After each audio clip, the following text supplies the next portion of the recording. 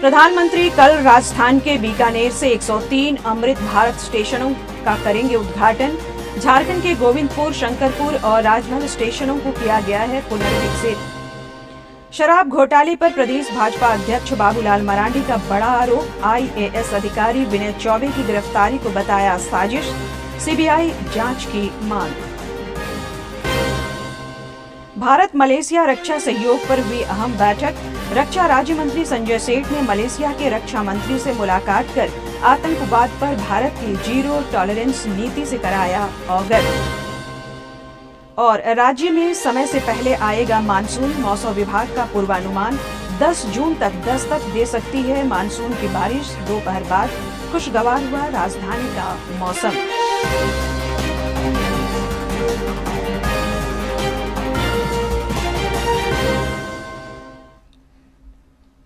नमस्कार, प्रादेशिक समाचार में आपका स्वागत है। मैं हूं संध्या दिमता और अब समाचार विस्तार से। प्रधानमंत्री नरेंद्र मोदी कल राजस्थान के दौरे पर रहेंगे। इस क्रम में वे अमृत भारत स्टेशन योजना के तहत पुनर्विकसित झारखंड समेत देश भर के 103 रेलवे स्टेशनों का वीडियो कॉन्फ्रेंसिंग के माध्यम से उद्घाटन करेंगे। प्रधानमंत्री ने एक सोशल मीडिया पोस्ट में कल के दिन को ऐतिहासिक बताते हुए कहा कि अमृत भारत स्टेशनों के जरिए यात्री सुविधाओं में बढ़ोतरी होगी।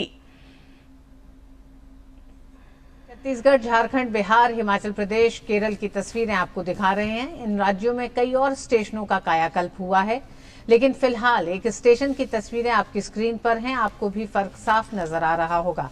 आप देख सकते हैं पहले ये स्टेशन कैसे दिखाई देते थे और अब एकदम बदल चुके हैं। भव्य एंट्री गेट, सुरक्षा के इंतजाम, यात्रियों की सुविधा, सब कुछ है।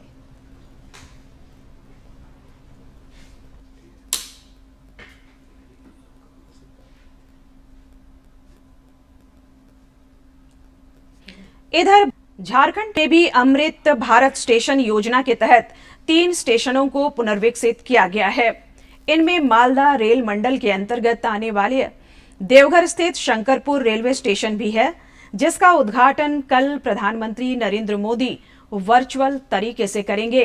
इस रेलवे स्टेशन से देवघर एम्स में इलाज कराने आने वाले यात्रियों को भी काफी सहूलियत होगी।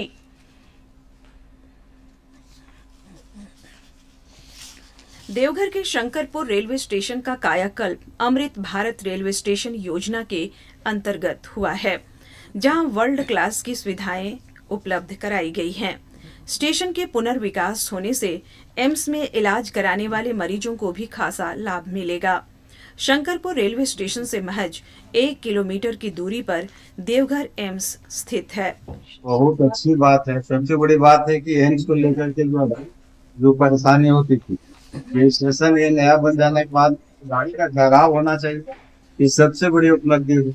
देवघर एम्स में झारखंड के साथ साथ बिहार के सीमावर्ती जिलों के मरीज भी इलाज कराने आते हैं। इस स्टेशन के पुनर्विकसित होने से यात्रियों को अब अत्याधुनिक और आरामदायक सुविधाएं मिलेंगी। स्टेशन पर उतरने के बाद एम्स का रास्ता मिनटों में तय हो जाएगा। जी बहुत अच्छा होगा, बन रहा है, तैयारी में हो रहा है, सुविधा सब चीज का दे रहा है, तो चीज अच्छा है। हम लोग सपोर्ट भी करते हैं और दूर दराज से भी बहुत आदमी इधर आते हैं मतलब इलाज कराने के लिए, बहुत अच्छा है। जसीडीह मधुपुर रेल खंड पर स्थित शंकरपुर अमृत रेलवे स्टेशन में पेयजल, शौचालय, waiting room, mobile charging point समेत कई यात्री सुविधाएं दी गई हैं, जो काफी उच्च स्तरीय है।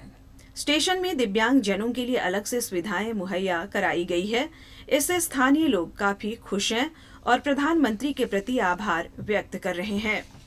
बनने के लिए यहाँ के जो लोकल आदमी है सबसे फायदा होगा, यहाँ का रोजगार बढ़ेगा, मरीज को आने जाने सुविधा होगा। हम तो चाहते हैं कि ट्रेन का स्टॉपेज बढ़े और शंकरपुर स्टेशन बनने से यहाँ का पूरा इलाका बहुत डेवलप कर रहे हैं। अमृत रेलवे स्टेशनों के निर्माण से न केवल स्थानीय स्तर पर विकास होगा, बल्कि रोजगार के नए साधन भी मुहैया होंगे। डीडी न्यूज के लिए देवघर से मनीष की रिपोर्ट।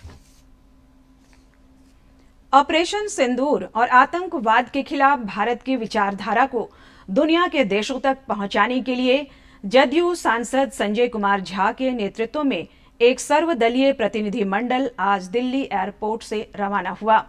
यह प्रतिनिधिमंडल ऑपरेशन सिंदूर और आतंकवाद के खिलाफ भारत की निरंतर लड़ाई को प्रदर्शित करने के लिए जापान, इंडोनेशिया, मलेशिया और कोरिया गणराज्य और सिंगापुर का दौरा करेगा।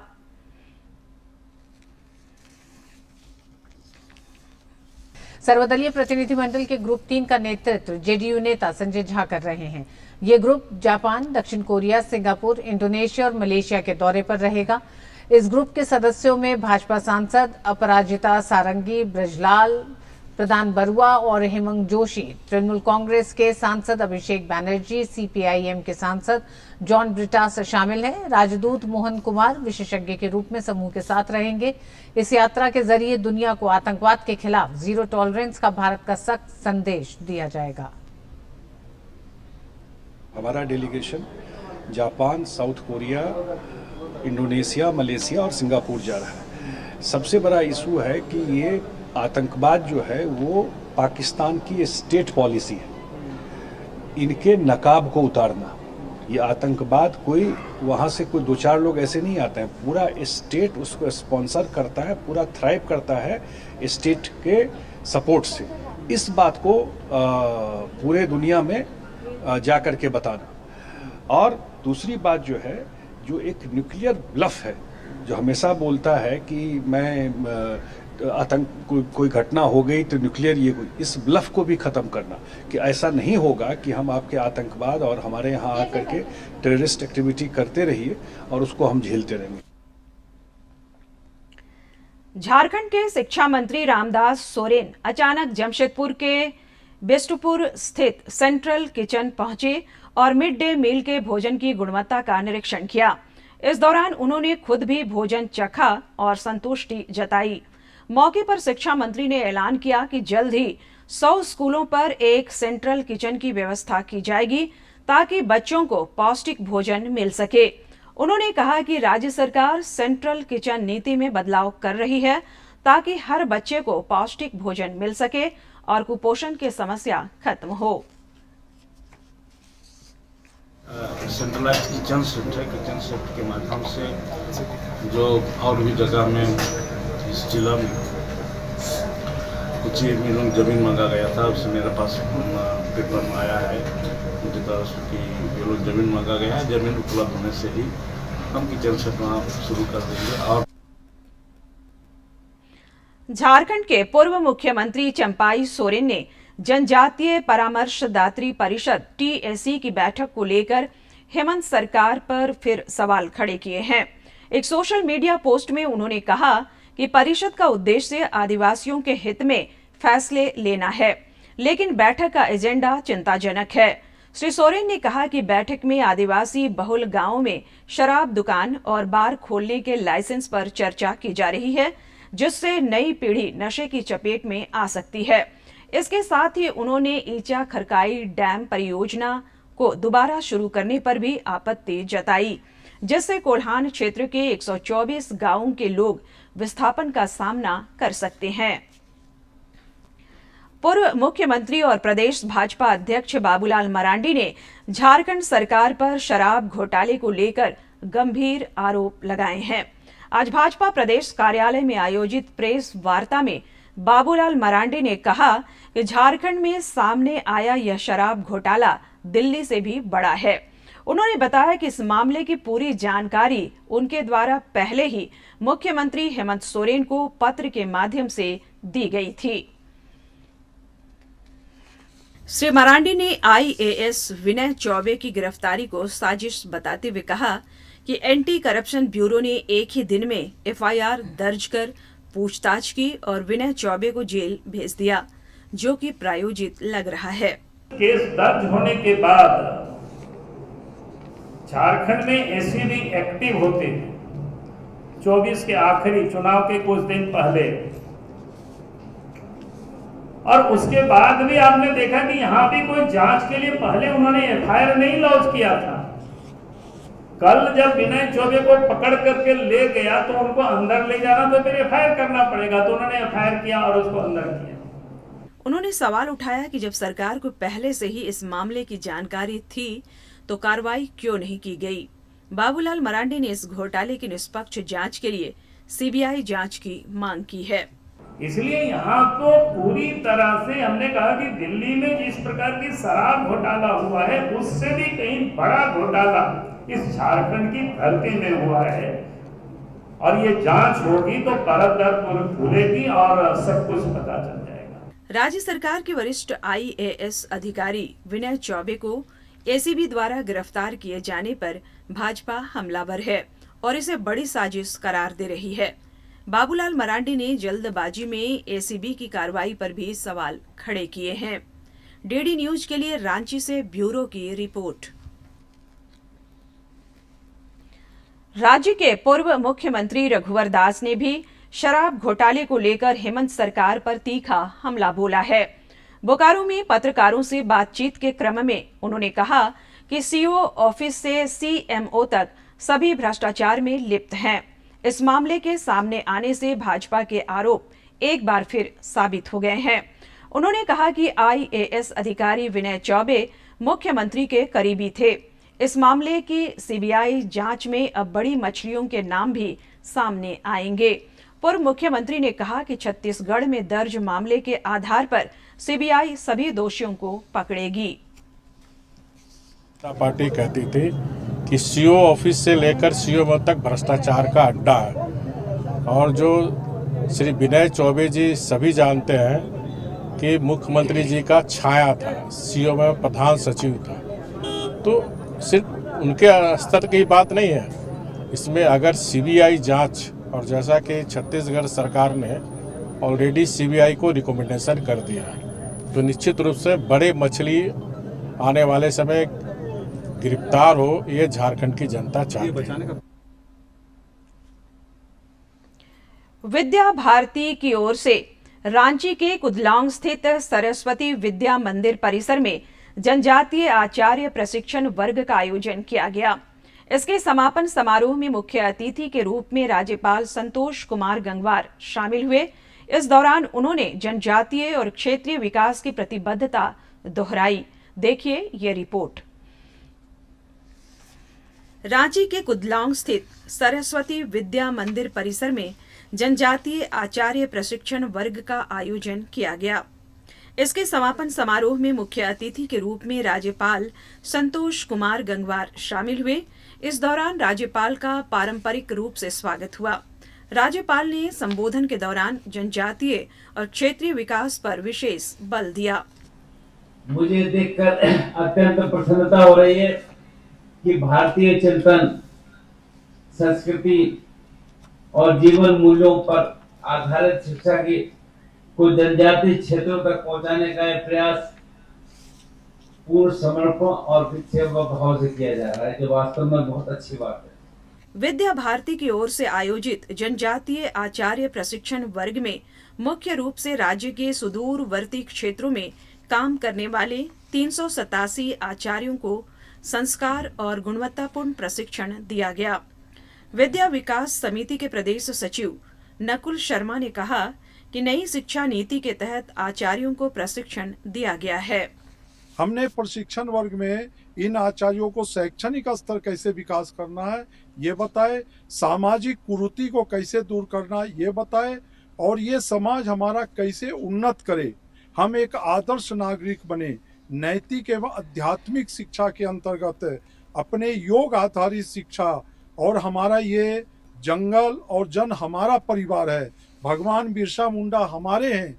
वहीं प्रशिक्षण प्राप्त कर रही सरस्वती हांसदा ने बताया कि 5 दिवसीय प्रशिक्षण वर्ग में उन्हें गुणवत्ता एवं संस्कार युक्त शिक्षण कार्य करने के लिए प्रशिक्षित किया गया। विद्या भारती की ओर से सुदूरवर्ती गांवों में संचालित एकल विद्यालयों में पढ़ रहे छात्र छात्राओं को शिक्षा प्रदान करने की बारीकियों की जानकारी दी गई। यहाँ कर सिखाया गया मतलब कैसे हमारे समाज और संस्कृति को बचाना है, देश को कैसे बचाना, हमारे समाज को कैसे टूटा जा रहा है, हम लोग को कैसे तोड़ा जा रहा है, उसको बचाने के लिए हम लोग यहाँ सरस्वती शिक्षा केंद्र के माध्यम से हम लोग प्रशिक्षण किए हैं। विद्या भारती नई शिक्षा नीति के तहत सुदूरवर्ती गांवों तक के बच्चों को गुणवत्तापूर्ण और संस्कार युक्त शिक्षा प्रदान करने के लिए प्रयत्नशील है, और ये बच्चे राष्ट्र के विकास में नित नए आयाम गढ़ रहे हैं। डीडी न्यूज के लिए रांची से प्रताप की रिपोर्ट। मुख्यमंत्री हेमंत सोरेन ने झारखंड आंदोलनकारी और पूर्व विधायक दुर्गा सोरेन की पुण्यतिथि पर रांची के नामकुम स्थित दुर्गा सोरेन स्मारक पहुंचकर उनकी प्रतिमा पर माल्यार्पण किया और श्रद्धांजलि अर्पित की। इस दौरान उनके साथ उनकी पत्नी कल्पना सोरेन भी मौजूद रहीं।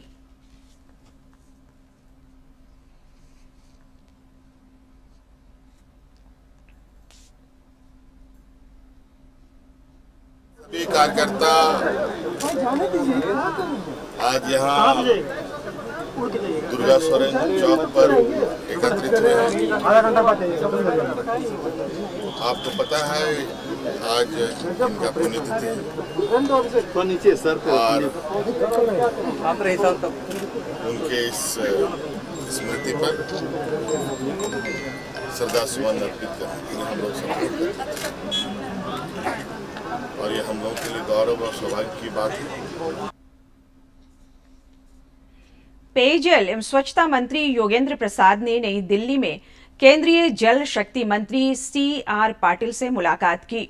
इस दौरान श्री प्रसाद ने केंद्रीय मंत्री से राज्य में नल जल योजना के सुचारू क्रियान्वयन के लिए केंद्र सरकार से केंद्रांश की राशि शीघ्र विमुक्त करने का आग्रह किया। इस पर केंद्रीय मंत्री ने उन्हें जल्द संज्ञान लेने की बात कही। संघ लोक सेवा आयोग द्वारा आयोजित सिविल सेवा प्रारंभिक परीक्षा 25 मई को रांची के 48 परीक्षा केंद्रों पर होगी। इसके मद्देनजर राजधानी में कड़ी सुरक्षा व्यवस्था की गई है। उपायुक्त मंजूनाथ भजंत्री और वरीय पुलिस अधीक्षक चंदन कुमार सिन्हा के निर्देश पर परीक्षा के सुचारू संचालन के लिए केंद्रों पर दंडाधिकारी और पुलिस बलों की तैनाती की गई है। विधि व्यवस्था को लेकर अनुमंडल दंडाधिकारी ने परीक्षा केंद्रों के 200 मीटर की परिधि में निषेधाज्ञा लागू की है। राज्य कैबिनेट की बैठक 22 मई को मुख्यमंत्री हेमंत सोरेन की अध्यक्षता में होगी। मंत्रिमंडल सचिवालय एवं निगरानी विभाग के अनुसार झारखंड मंत्री परिषद की बैठक गुरुवार को शाम 4 बजे से आयोजित की जाएगी। इस बैठक में राज्य के हित में कई निर्णय लिए जा सकते हैं और कई महत्वपूर्ण प्रस्तावों को स्वीकृति मिल सकती है। रक्षा राज्य मंत्री संजय सेठ इन दिनों मलेशिया दौरे पर हैं। इस दौरान उन्होंने मलेशिया के रक्षा मंत्री से मुलाकात की। इस दौरान दोनों के बीच रक्षा सहयोग और रणनीतिक साझेदारी को मजबूत करने पर विस्तार से चर्चा हुई। मौके पर श्री सेठ ने प्रधानमंत्री नरेंद्र मोदी के नेतृत्व में भारत की जीरो टॉलरेंस आतंकवाद नीति की जानकारी दी और मलेशिया से इस अभियान में सहयोग की अपील की। श्री सेठ ने यह भी स्पष्ट किया कि भारत द्विपक्षीय मुद्दों को आपसी बातचीत के जरिए सुलझाने के लिए प्रतिबद्ध है। इधर लांकावी अंतर्राष्ट्रीय समुद्री एरोस्पेस प्रदर्शनी के दौरान भारत के रक्षा मंत्री संजय सेठ ने मलेशिया के उप रक्षा मंत्री यबी अदली बिन जाहिरी का भारतीय नौसेना के स्वदेशी युद्धपोत INS कौरती पर स्वागत किया। इस दौरान दोनों नेताओं ने भारत की स्वदेशी जहाज निर्माण क्षमता और रक्षा उद्योग में हो रही प्रगति की सराहना की। दोनों ने भारत मलेशिया रक्षा सहयोग को मजबूत करने और रक्षा क्षेत्र में औद्योगिक साझेदारी के नए अवसरों पर विस्तार से चर्चा की। गौरतलब है कि पिछले दिनों संजय सेठ ने मलेशिया में आयोजित इस प्रदर्शनी में भारत मंडपम का उद्घाटन किया था। महिलाओं को आत्मनिर्भर बनाने की दिशा में झारखंड के कोडरमा जिले से एक प्रेरणादायक पहल सामने आई है। यहां योग क्रांति सेवा ट्रस्ट की ओर से महिलाओं को 2 पहिया और 4 पहिया वाहन चलाने की मुफ्त ट्रेनिंग दी जा रही है। ₹1 के प्रतीकात्मक रजिस्ट्रेशन शुल्क पर शुरू की गई इस पहल का लक्ष्य है 1000 महिलाओं को सशक्त बनाना। देखिए ये रिपोर्ट। जहां कभी महिलाएं घर की 4 दीवारी तक सीमित थी, वहीं अब कोडरमा की महिलाएं अपने सपनों को रफ्तार देने के लिए कार की स्टीयरिंग और स्कूटी के हैंडल को थाम रही हैं। योग क्रांति सेवा ट्रस्ट ने महिलाओं को आत्मनिर्भर बनाने की दिशा में कदम उठाया है। पहले चरण में 100 महिलाएं इस प्रशिक्षण में भाग ले रही हैं। जो परिवार हैं उनको जैसे स्टेशन से लाना, स्टेशन छोड़ना, या फिर मेडिकल की इमरजेंसी पड़ जाती है क्लिनिक हॉस्पिटल ले जाना, वहाँ ले जाएंगे। कभी स्कूल के बच्चे को बस छूट जाती है तो उनको पहुँचाना, ये कभी मरी इमरजेंसी तो दूध लाने के लिए, सब्जी लाने के लिए, तो छोटा मोटा भी काम भी अपने खुद सेल्फ होकर के काम करेगी। और निश्चित है एक संकल्प में जिस तरह सहयोग दे रहे हैं सभी, कल भी सैकड़ों में आए थे, आज भी सैकड़ों में पहुंचे और लगातार ये 30 दिन चलेगी। रोजाना सुबह 5 से 8 बजे तक झुमरी तिलैया के चित्रगुप्त नगर मैदान में महिलाएं ड्राइविंग की बारीकियां सीख रही हैं। इन महिलाओं का कहना है कि अब उन्हें स्कूल जाते बच्चों को छोड़ने या बाजार जाने के लिए किसी पर निर्भर नहीं रहना पड़ेगा। हमको पहले तो डर लग रहा था बहुत कि हम चला पाएंगे कि नहीं, और जब सर बताए अब चलाए तो हमको बहुत अच्छा लगा। स्कूटी सिखाया जा रहा है तो अभी हैंडल संभालना, एक्सीलरेटर दबाना, ये सब सीखे हुए हैं। अच्छा लग रहा है। 1 रुपया में कोई मतलब लगा नहीं था स्टार्टिंग में कि 1 रुपया में सिखाया जाएगा, तो और जब यहाँ आए हम लोग तो पता चला कि हाँ 1 ही रुपया में सिखाया जा रहा है। वो तो फी भी नहीं है 1 रुपया, बस ऐसे ही लिया गया है। ड्राइविंग की यह ट्रेनिंग न केवल महिलाओं को कौशल से लैस कर रही है, बल्कि उन्हें आत्मनिर्भर बनने का आत्मविश्वास भी दे रही है। यह पहल न सिर्फ घरेलू कामों में सहूलियत दिलाएगी, बल्कि महिलाओं के लिए रोजगार और आर्थिक उन्नति के नए रास्ते भी खोलेगी। सरकार और समाज दोनों को ऐसी पहलों से प्रेरणा लेनी चाहिए ताकि महिलाएं हर क्षेत्र में बराबरी से खड़ी हो सकें। डीडी न्यूज के लिए कोडरमा से गजेंद्र बिहारी की रिपोर्ट। बेटी बचाओ बेटी पढ़ाओ योजना के तहत कस्तूरबा गांधी बालिका विद्यालय कांके में कराटे प्रशिक्षण सत्र का आयोजन किया गया। जिला समाज कल्याण कार्यालय द्वारा आयोजित इस सत्र में विद्यालय की 350 बालिकाओं को आत्मरक्षा के लिए प्रशिक्षित किया गया। प्रशिक्षण के द्वितीय स्तर के बाद छात्राओं को ऑरेंज बेल्ट प्रदान किया गया। कार्यक्रम में जिला समाज कल्याण पदाधिकारी सुरभि सिंह, विद्यालय की वार्डन और शिक्षिकाएं मौजूद रहीं। पलामू पुलिस और टीएसपीसी उग्रवादियों के बीच 15 मई को मनातू थाना क्षेत्र के होटबाग में हुई मुठभेड़ में घायल हुए सब जोनल कमांडर गौतम यादव को उत्तर प्रदेश के वाराणसी से गिरफ्तार कर लिया गया है। पुलिस अधीक्षक रेशमा रमेशन ने बताया कि गौतम यादव नाम बदलकर इलाज करा रहा था। सूचना मिलते ही एएसपी राकेश सिंह के नेतृत्व में पुलिस टीम ने उसे गिरफ्तार किया। फिलहाल पुलिस अभिरक्षा में उसका इलाज जारी है। हालत में सुधार के बाद उसे मेदिनीनगर सेंट्रल जेल भेजा जाएगा। गौतम की गिरफ्तारी से मुठभेड़ से जुड़ी कई अहम जानकारियां मिली हैं।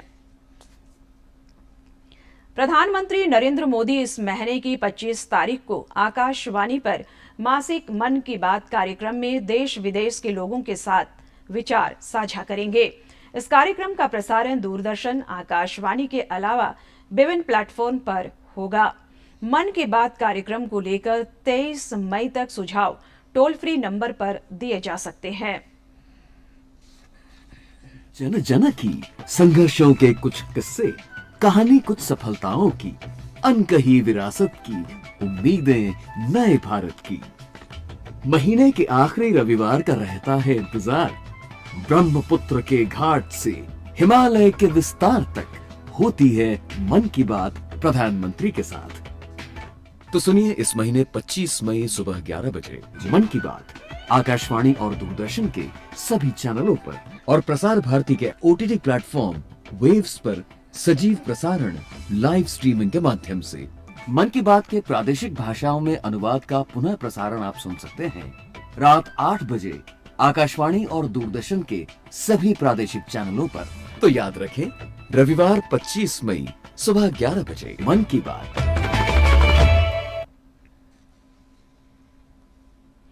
कोडरमा जिले के डोमचांच सतगावा मुख्य मार्ग पर जांच के दौरान करीब 100 पेटी अवैध अंग्रेजी शराब बरामद की गई है। पुलिस ने गुप्त सूचना के आधार पर जब इलाके में वाहनों की जांच शुरू की तो कई वाहन चालक भागने लगे। इसी दौरान एक वाहन पलट गया जिसमें अवैध रूप से शराब ले जाया जा रहा था।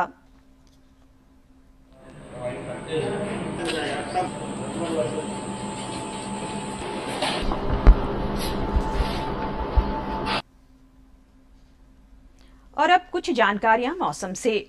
राज्यवासियों के लिए एक अच्छी खबर है। इस बार मानसून समय से पहले दस्तक दे सकता है। मौसम वैज्ञानिक अभिषेक आनंद ने बताया है कि राज्य में इस बार मानसून समय से पहले 10 से 12 जून तक दस्तक दे सकता है। इधर राजधानी रांची का मौसम खुशगवार बना हुआ है। दोपहर बाद बादल छाने और हवा चलने के कारण राजधानी वासियों को गर्मी से राहत मिल रही है। मौसम विभाग के पूर्वानुमान के अनुसार राज्य के कुछ स्थानों पर अगले 6 दिनों तक गरज के साथ हल्के से मध्यम दर्जे की बारिश हो सकती है। इसे लेकर मौसम विज्ञान केंद्र ने येलो अलर्ट भी जारी किया है। और अब कुछ खबर राज्य के विभिन्न जिलों से फटाफट अंदाज में।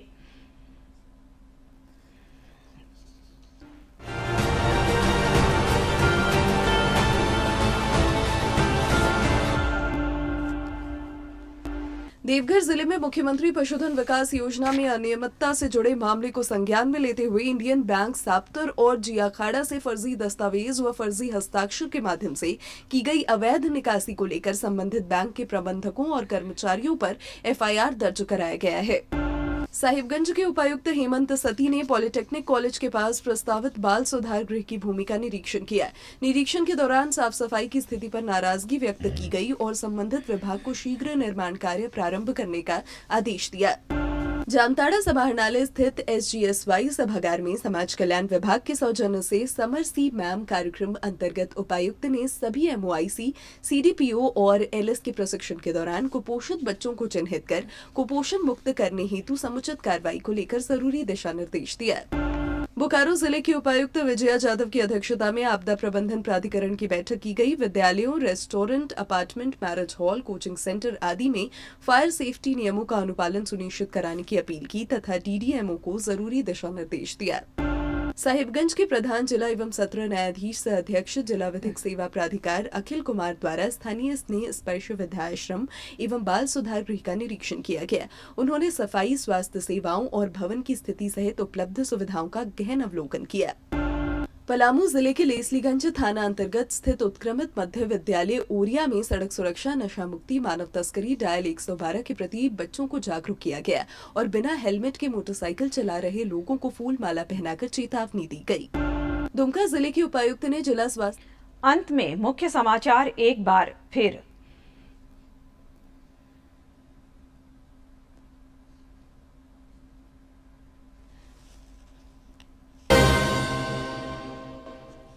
प्रधानमंत्री कल राजस्थान के बीकानेर से 103 अमृत भारत स्टेशनों का करेंगे उद्घाटन।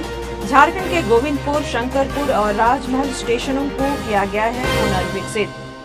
शराब घोटाले पर प्रदेश भाजपा अध्यक्ष बाबूलाल मरांडी का बड़ा आरोप। IAS अधिकारी विनय चौबे की गिरफ्तारी को बताया साजिश। CBI जांच की मांग।